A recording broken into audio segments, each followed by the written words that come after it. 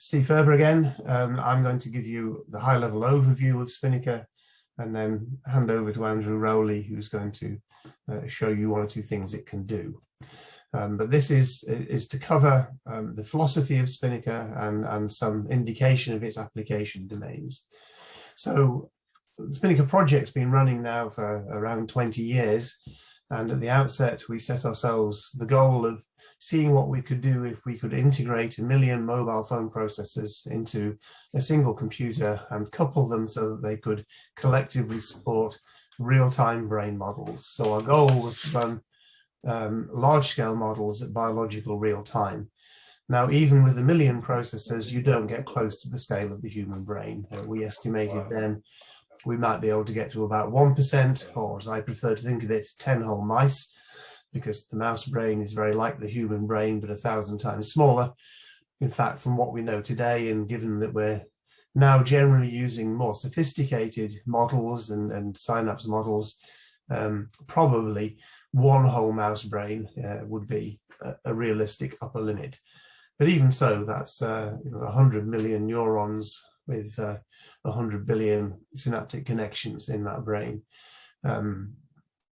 So there's a lot of scope for scale in SpiNNaker, and scalability has underpinned its design. The machine itself is constructed as a 2-dimensional mesh of nodes, and each node contains the SpiNNaker chip that we designed at Manchester between 15 and 10 years ago. And there's also an industry standard memory chip in that node. And those two chips are in a single package, and those packages are then connected through a 2D mesh. And each of those chips contains a number of processors, and those processors each take some load in the neural simulation. So if we look at the package itself at the top left here, the lighter square die at the bottom is the SpiNNaker die with the compute layer, and the dark rectangle on top is the industry standard SD-RAM that contains the large data structures such as the synaptic connection matrices. And these are all packaged in the 2 centimeter square package shown at the bottom left. And with that package, we can then assemble arbitrary 2-dimensional surfaces of SpiNNaker chips, and we choose to assemble 48 of those packages onto a double extended Eurocard circuit board, and that circuit board is the basis then for all of the larger machines. And on that board, each package has 18 ARM processors, so there's a total of 864 ARM cores on that board, and that's the size of a smallish insect brain. And then you can connect boards together to build larger machines.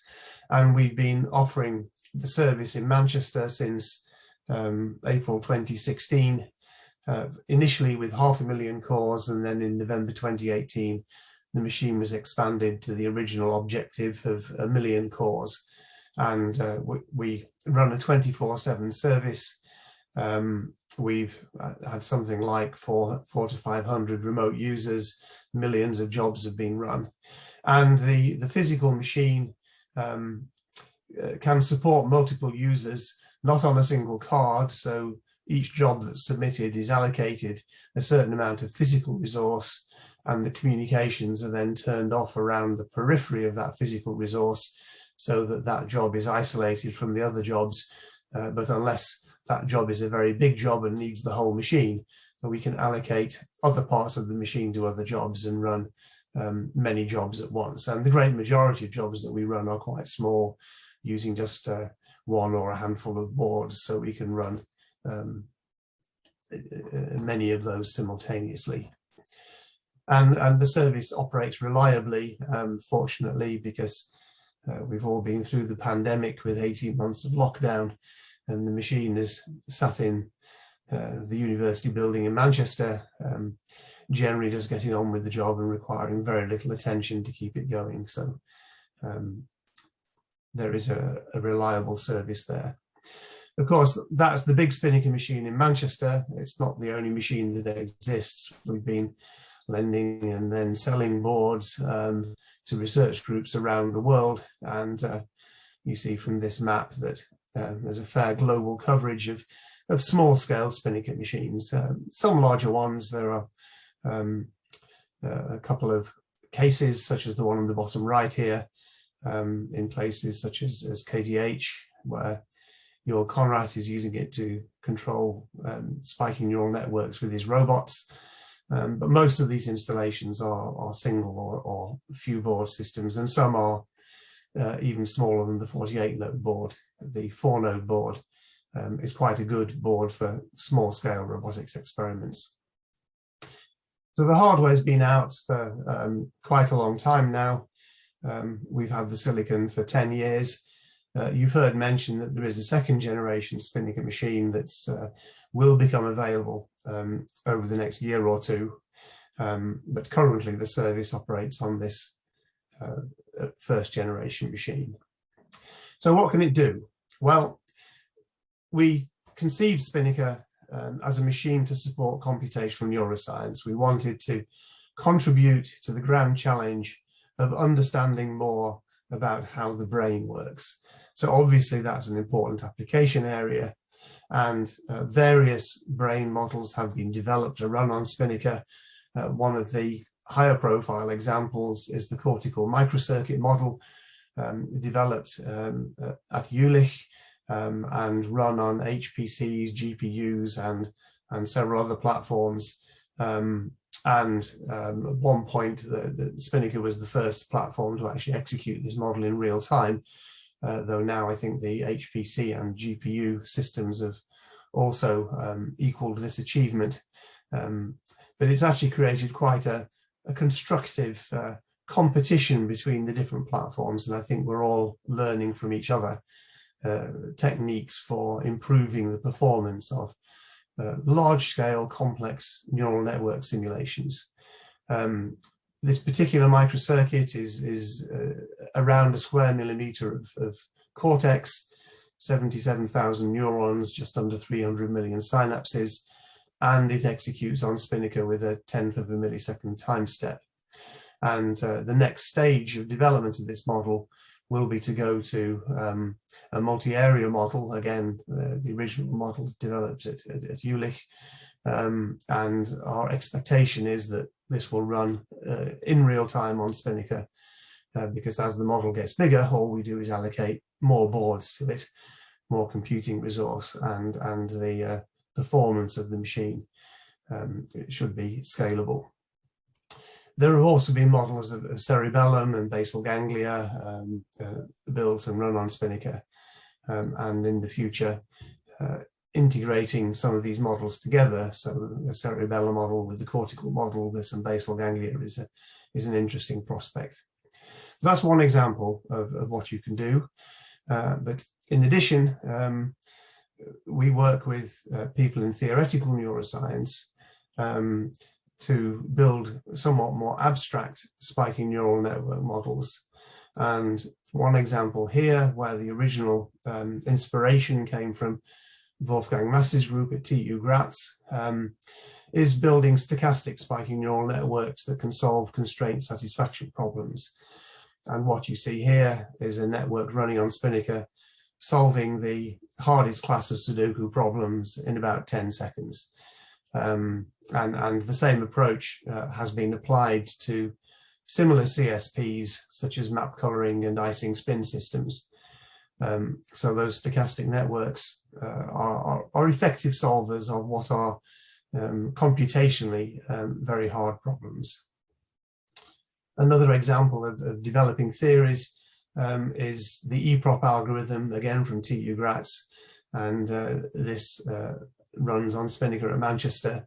In this particular example on the left, you're seeing a synthetic mouse solving the left-right problem, where it receives a number of cues as it walks forward and then makes a decision as to which way to turn based on those cues.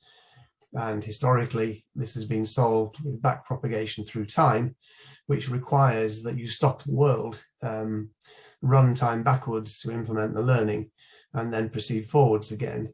The Eprop algorithm produces very similar results without requiring the world to stop, and is therefore a much more biologically plausible learning algorithm implementing a form of gradient descent. Because SpiNNaker implements its learning rules in software, of course, we have pretty general flexibility to try out these new rules as they emerge from the theoretical neuroscience community. And one of the benefits of HBP has been the opportunity to work closely with those communities. So that's examples of theoretical neuroscience. And the third area of application of SpiNNaker I've already hinted at is in neurorobotics, where the real-time nature of the SpiNNaker platform suits it to connections to robots, where it can process sensory inputs and produce actuator outputs in biological real time. And there are various examples of this that we've heard about through this summit. One we've not heard about is work we've done with IIT in Italy, using the event-based iCub robot and looking at vestibular ocular reflex using SpiNNaker as a neural substrate. And you can see there's quite a lot of biological insight that goes into this, and therefore not only can SpiNNaker deliver, if you like, a viable control mechanism for the robot, but it can also help bring insights into how these biological control mechanisms might work in nature. So we have those three principal areas of application. Of course, they all inform each other. So as we learn more about theory, we can apply that in computational neuroscience and in robotics. There's a round synergy between these three areas that allows progress on all fronts. Now, if the SpiNNaker system is of interest to you and you want to know more about it, then last year we released a book which covers the first 20 years of the project. The book is available in paper form at some cost, but it's open access publishing, so it's also available to download as PDF, and that is free. And the URL at the bottom of this slide is a link, although it's fairly easy to search for. If you search for Now Publishers SpiNNaker, you'll find it pretty instantly. And the book does cover everything from the original concepts through the chip design, the machine design and construction, through to applications and sections on learning algorithms on SpiNNaker. And it finishes with a chapter that's describing the future and the basic ideas that are going into the SpiNNaker 2 successor chip. So that's a good source of additional information.